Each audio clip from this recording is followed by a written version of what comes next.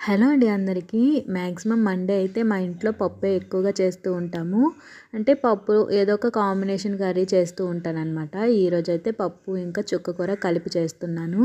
ఒక్కొక్కసారి పప్పు టమాటా, పప్పు తోటకూర ఇలా ఏదో ఒకటనమాట. సింగిల్గా పప్పు వండే కంటే అందులో ఏదో ఒక ఆకుకూర వేసి వండితే చాలా హెల్త్కి మంచిది, అలాగే టేస్ట్ కూడా బాగుంటుందని చెప్పేసి ఆకుకూర అయితే మిక్స్ చేసి వండుతూ ఉంటాను. మరి మీలో ఎంతమంది ఇలా పప్పుతో ఆకుకూర కలిపి వండుతారో కామెంట్ చేయండి. ఈరోజైతే పప్పు చుక్కకూర వండుతున్నానని చెప్పాను కదండి. ఈ చుక్కకూరకు వచ్చేసి ఒక స్పెషాలిటీ ఉందండి. చుక్కకూర వేసి వండితే పప్పు మనకి రెగ్యులర్గా వండే పప్పు కంటే తొందరగా ఉడికిపోతుంది. ఈ విషయం ఎంతమందికి తెలుసో కామెంట్ చేయడం మర్చిపోవద్దు. చుక్కకూరతో చాలా ప్రయోజనాలు కూడా ఉన్నాయండి. మనం మామూలుగా చుక్కకూరని రెగ్యులర్గా డైట్లో తీసుకోవటం వల్ల మనకి ఇమ్యూనిటీ ప్రాబ్లమ్స్ అయితే ఏమీ ఉండవు. ఇమ్యూనిటీ పవర్ పెరగడంతో పాటు ఐరన్, కాల్షియం డెఫిషియన్సీ ఉన్న వాళ్ళైతే ఈ చుక్కకూరని రెగ్యులర్గా తీసుకుంటే ఈ డెఫిషియన్సీ కూడా తగ్గుతుంది. అలాగే డైజెషన్ సిస్టమ్ కూడా బాగా ఇంప్రూవ్ అవుతుందండి. ప్రెజెంట్ చాలామంది గ్యాస్ట్రిక్ ప్రాబ్లమ్స్తో అయితే ఇబ్బంది పడుతూ ఉంటారు. అలాంటి వారు కనుక ఈ చుక్కకూరని రెగ్యులర్గా తీసుకుంటే గ్యాస్ ప్రాబ్లమ్స్ కూడా చాలా వరకు తగ్గుతాయండి. చుక్కకూర గురించి నాకు తెలిసిన కొన్ని విషయాలు కూడా చెప్పేశాను కదా. ఇప్పుడు చుక్కకూర ఎలా వండుతున్నాను అనేది కూడా చెప్పేస్తాను. నేను ఎక్కువ టైం లేకపోవడం వల్ల ముందుగానే పోపు పెట్టేసుకొని వండేసుకుంటున్నాను. లేదు మనకి టైం ఉంది, లేట్ అయినా పర్లేదు అంటే ముందు పప్పు చుక్కకూర ఉడికించుకొని తర్వాత పోపు పెట్టుకోవచ్చు.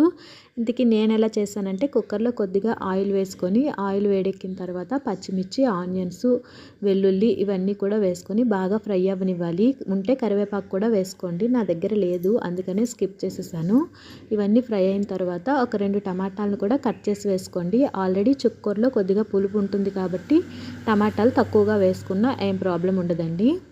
ఇంకా టమాటా కూడా కొద్దిగా ఫ్రై అయిన తర్వాత ముందుగా కట్ చేసి క్లీన్ చేసి పెట్టుకున్న చుక్కకూరని కూడా వేసుకొని కొద్దిగా వాటర్ రిలీజ్ అవుతుంది. చుక్కకూర దగ్గరికి అయిన తర్వాత మనము శుభ్రంగా కడిగి ఉంచుకున్న పప్పును కూడా యాడ్ చేసుకొని ఒక 2 నిమిషాల పాటు బాగా మగ్గనివ్వాలి. మన టేస్ట్కి సరిపడా ఉప్పుని, కారాన్ని, పసుపుని అలాగే కొద్దిగా ధనియాల పొడి కూడా యాడ్ చేసేసుకొని ఒక గ్లాస్ వరకు వాటర్ యాడ్ చేసుకొని ఒక 3 విజిల్స్ వచ్చేంత వరకు పెట్టేసుకుంటే మనకి చక్కగా చుక్కకూర పప్పు అయితే ఉడికిపోతుందండి. నేను ఆల్రెడీ వీడియో స్టార్టింగ్లోనే చెప్పాను కదా, చుక్కకూర వేసి పప్పు వండినట్లయితే మనకి 3 విజిల్స్ అయితే చక్కగా ఉడికిపోతుంది.